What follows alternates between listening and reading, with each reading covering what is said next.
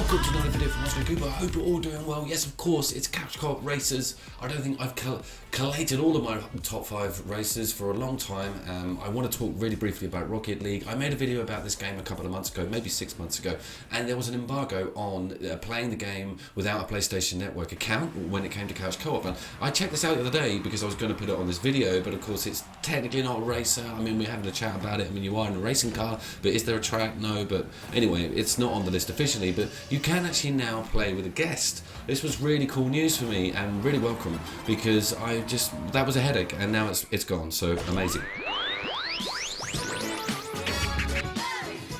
Okay, let's start with Trailblazers, a game that's popped up on the channel quite a lot.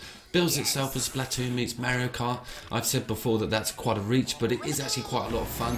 This is how it plays in single player. I want to check that out on all of these games actually. Runs well, looks very colourful, cel shaded, love that. And it's got a really cool idea of putting down paint on a track that corresponds with the team you're on to give you boosts and added sort of perks, etc. going around the track. Funny little collision mechanic, but the tracks are wide, the game looks very good.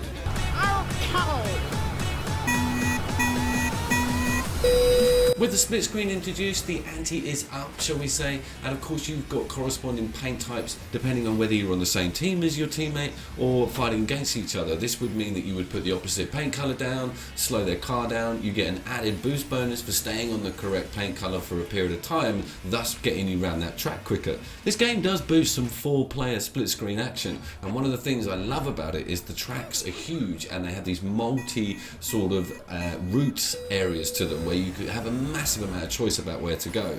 The whole team idea and paint idea is cool. You know, it's not going to beat Mario Kart, it's certainly no F-Zero, but it's great to have a game like this on the list. Very colourful, good for all ages, sporting 4 screens, split screen, so Trailblazers is not a bad game at all.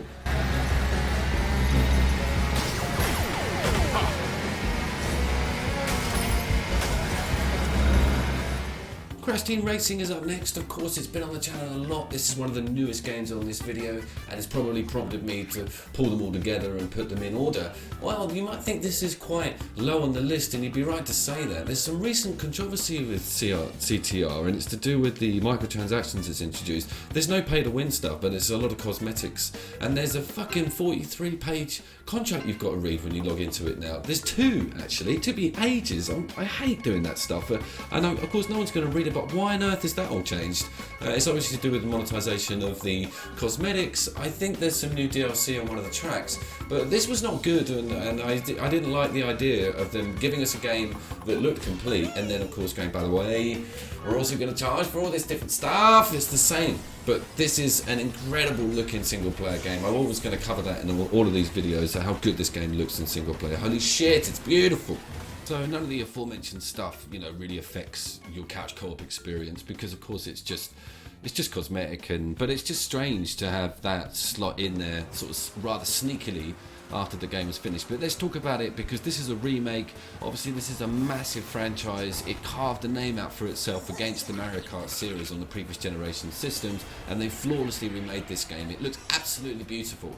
If you're a fan of the older system version of this game, you're just going to be so happy with this remaster. It's annoying that it's a remaster. There's enough content here to actually sprout, you know, a decent enough warrant of spend, because it's a new game on the current gen systems. And of course, like me, I really didn't play its original enough, because I was such a Nintendo fanboy. I probably didn't even own the system it was on actually, but it's got a really cool skid mechanic which involves you jostling these buttons to give these flames that are timed. You get 3. It's got quite a curve to it as well, trying to get your head around that. If you played Mario Kart before and you sit down with this, you'll be fine, but if you're brand new, like a lot of my friends are, getting your head around that boost mechanic is really difficult, and of course if you're not doing it, you're going to lose the races. But stunning visuals, cannot go over that enough. These tracks are amazing, they blew my mind, they look good on one player, they look good on split screen.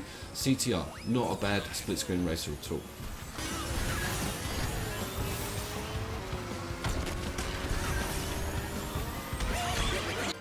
Give me some 80s, give it to me, give me the 80s! Outrun, Chase HQ, any of it, anything that was shit and needed 10p. And you know, it's a low pixel count. It's Horizon Chase Turbo, and it's everywhere. It's got everywhere. This damn game, it's like a disease. Obviously, it infected my channel pretty badly. Love it on the one player. Love the visuals. And the music is great. It takes me places, this game, quite literally. Because I'm an old man and I was in the arcades, and this simplified control method is so welcome. Another thing that I probably haven't mentioned about the game before is how the single player progression falls over to the split screen mode, so that if you haven't got any of the cars unlocked or done any of the decent races, then you're going to have quite a sort of low buzz when it comes to getting someone else in on the game. So I recommend, or do it the hard way like me, finding out, or feeling out that content prior to getting someone in. But it's great. Everyone loves it. And by the way, we're on number 3. So I had to make a very difficult decision about number 2. Everyone knows what number 1 is, but I had to make a very difficult decision about this and the next game, because they are both split screen and 4-player split screen, and also have a kind of a retro nod. But this one really gets the nod properly, and I think because it's newish and because that soundtrack is so spot on, and because it's a favourite with all of my friends, I think Horizon Chase Turbo Dawn, Chase of the Horizon Dawn, is definitely a winner. And of course it's number 3, so go out there and buy it, get it. It's cheap, it's brilliant, it's indie. The guys that made it obviously are big fans, so yeah, love this game to bits.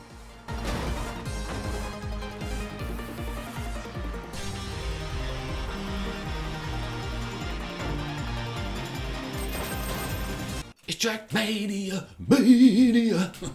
Don't worry, I am not going to sing that the whole way through this review, but I want to talk about this game because PlayStation gave it to us for free, the numpties, probably in like 1998, and I'm just so glad I've never had to fork out for it, because the content in this game is absolutely huge. We're talking about TrackMania Turbo. Obviously, it's got a brilliant one-player campaign. It's massive. It's got really good online mode on it, and of course, as the name suggests, as I always say every time I talk about the game, it's all about the tracks. The tracks are massive. There's a track editor. There's track coming out your ears. Tracks this, tracks that. It's beautiful. It runs well as well for a low, not low budget, but a lower cost game. It looks great. The single player really does look great. Lovely frame rates. But it's the split screen that we need to talk about, and it's again 4-player split screen. I'll put all the links to those corresponding videos in the description if I haven't said that before. But there's a mode that I never tested, and I still haven't tested, that everyone asked me to look at, and it's to do with the hot seat. It's to do with 2 people driving a singular car and one person does acceleration. I've never tried it. I can't believe I never tried it. I am just happy having a line down the middle of the screen, a mate on the couch next to me, and us, herring around all the tracks. I love the idea of the fact that it's really quick on the little sections of the track. You don't have to do like laps and laps. You can do these like tiny little stunt courses. It's very air friendly as well. The game is crazy about the air. Top tip: when you go in the air on this game, hold down the brake button. It locks the car position, changes everything for me. The car doesn't roll around like it does on GTA. It's amazing. Hold down square when you're jumping. Right, it's the way forward. But anyway, the game is just legendary in my eyes. It always goes on. It's a staple for the channel. Everybody loves it. This is a great bit of footage where we're trying to get over a jump. The whole thing just turns, because you respawn really quickly on triangle, the whole thing just turns into a comedy of errors where we're just trying to get over a jump. The controls are so sensitive and great. It's so different for each car and the different terrain. It's mind-blowing how much value you get out of this game. And the fact that it runs on 4 screens on a local 4-player split screen level really boosts it up on the list. It's quite an older game now, but it still looks lovely. It's beautiful. Can't believe we got it for free. Such great value for money. TrackMania Turbo is a little beauty.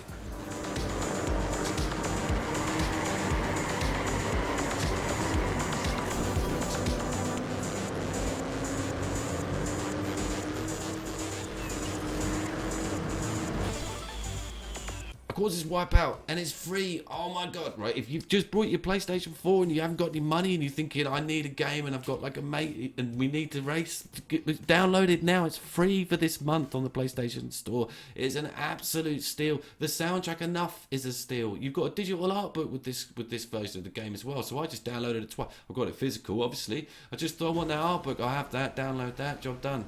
Bang. One of the best looking PlayStation 4 Pro-centric games. It's important that because it's really had a lick of paint for that new system version. I remember it being like one of the flagship releases for the Pro, and it's got a really awesome photo mode on it as well, which a lot of people don't look at enough, I don't think. And the guys that revamped this game, obviously it's from the PlayStation 1, genre, long time ago, but everyone remembers it, but a few newcomers may not. So the fact that it's free this month is a real open door for you guys to go and have a look at it.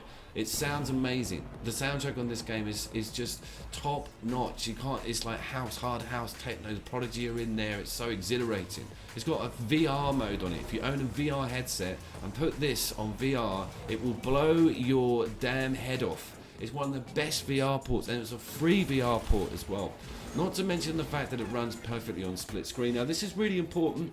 I've said this before. This game came in the top 3 of my 15 great couch co-op lists of all time, which again is massively popular, so a lot of people know about this game. But what I wanted to say was, it adds the split screen, enabling you to have AI controlled cars within the race itself. And I think you can also take your split screen guest online. I don't quote me on that, but the fact that you don't have to race on your own around the track in this game is such an added bonus. And the fact that you've got all of those different Fury, you've got the standard Wipeout, you've got the 2048, 58 maybe, amazing value, all bundled in. So you've got the VR, you've got the split screen, you've got the amazing campaign, you've just got the whole nostalgia of a brilliant remaster, all that amazing music, Wipeout Amiga collection, holy shit!